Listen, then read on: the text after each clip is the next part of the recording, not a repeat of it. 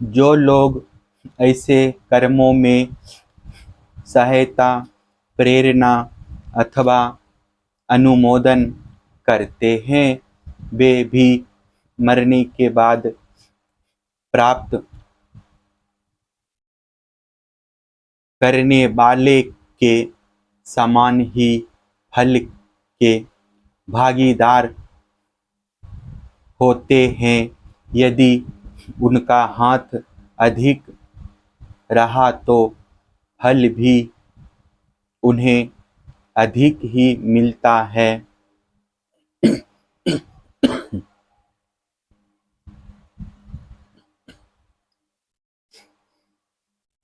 परमार्थ निरूपण। भगवान श्री कृष्ण कहते हैं,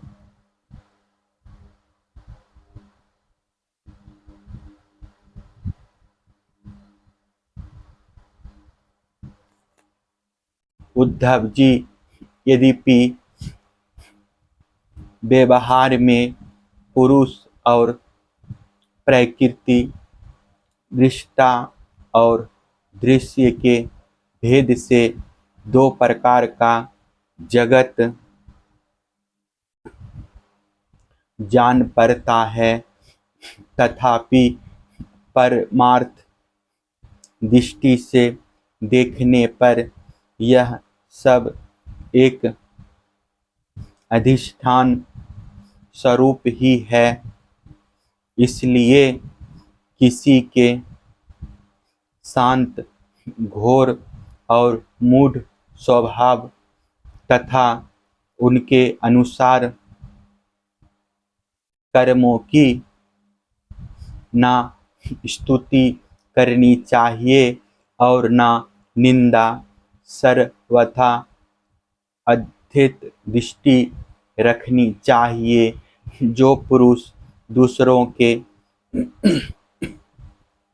स्वभाव और उनके कर्मों की प्रशंसा अथवा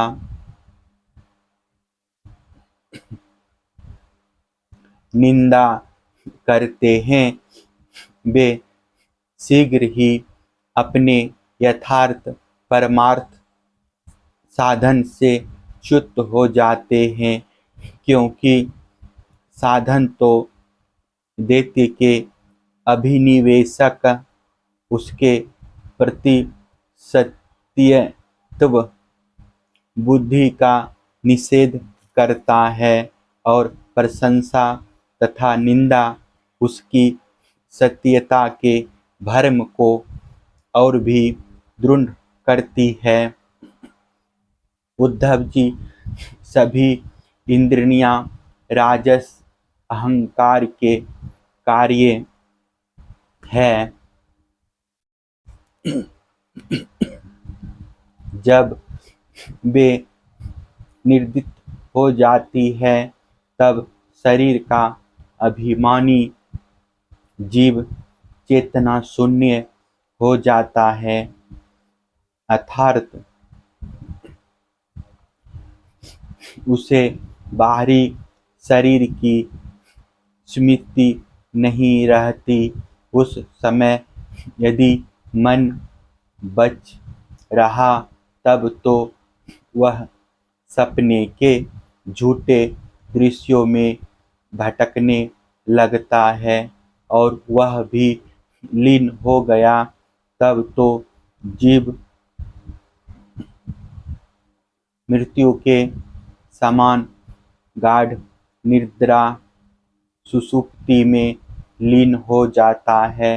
वैसे ही जब जीव अपने अद्वितीय आत्म स्वरूप को भूलकर नाना वस्तुओं का दर्शन करने लगता है, तब वह स्वप्न के समान झूठे दृश्यों में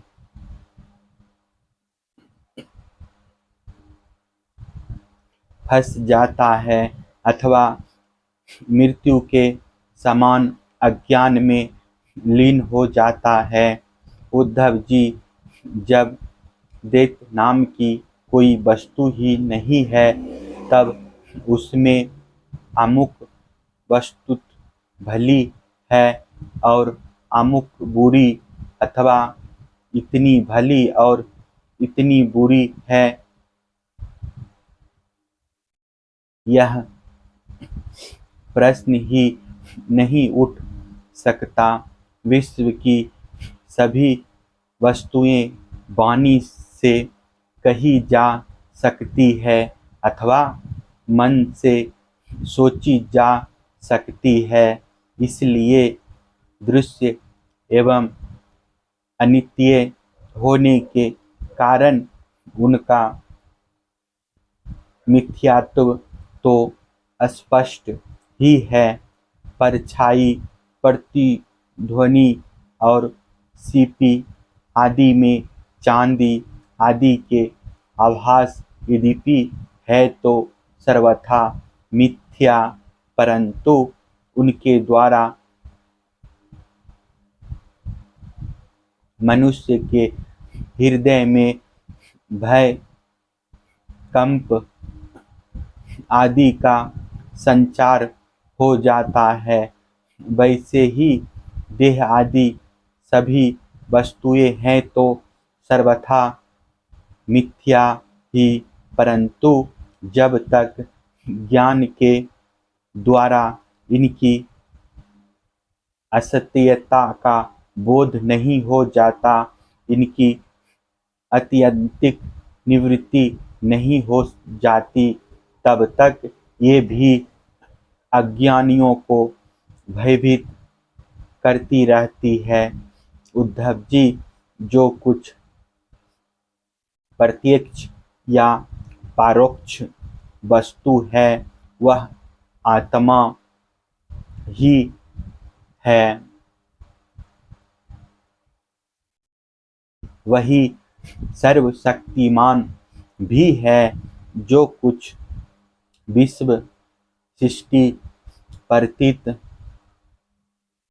हो रही है, इसका वह निमित्त कारण तो है ही, उपादान कारण भी है, अर्थात वही विश्व बनता है और वही बनाता भी है।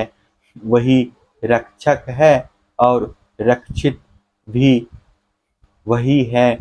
सर्वात्मा भगवान ही इसका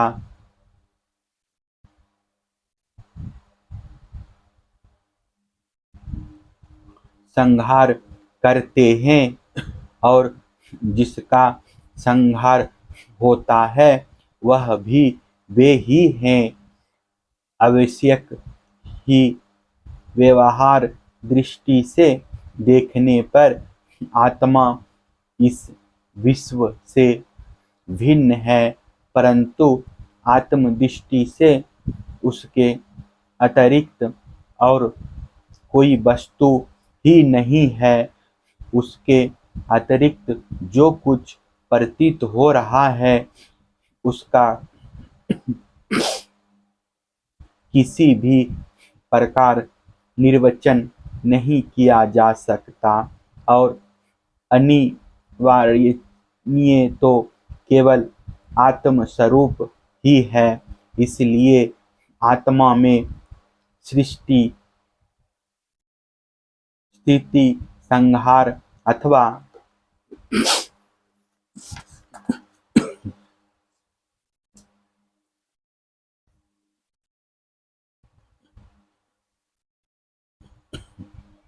अध्यात्म, अधिदेव और अधिभूत, ये तीन प्रकार की प्रतीतियां सर्वथा निर्मूल ही है। ना होने पर भी यूं ही प्रतीत हो रही है।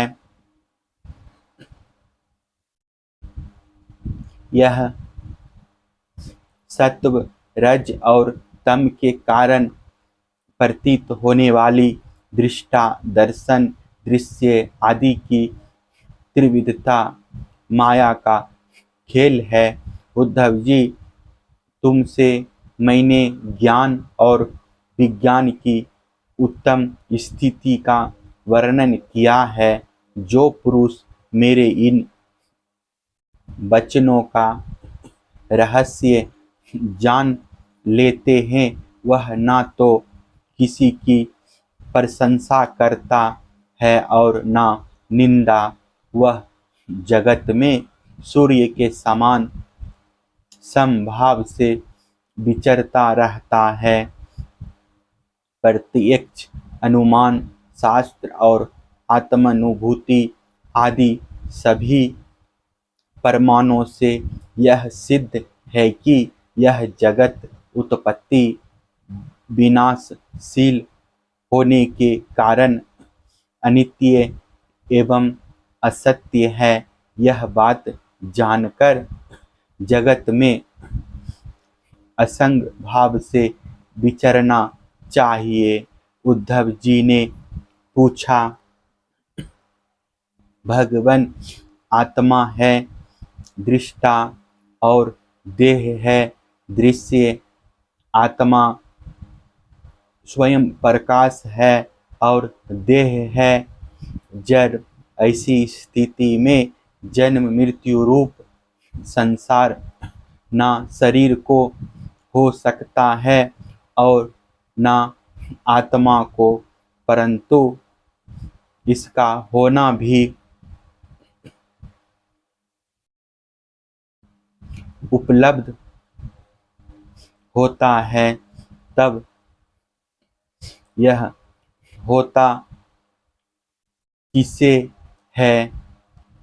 आत्मा तो अविनाशी प्राकृतिक अप्राकृतिक गुणों से रहित शुद्ध स्वयं प्रकाश और सभी प्रकार के आवरणों से रहित है तथा शरीर विनाशी सगुण अशुद्ध प्रकाश्य और आवृत है।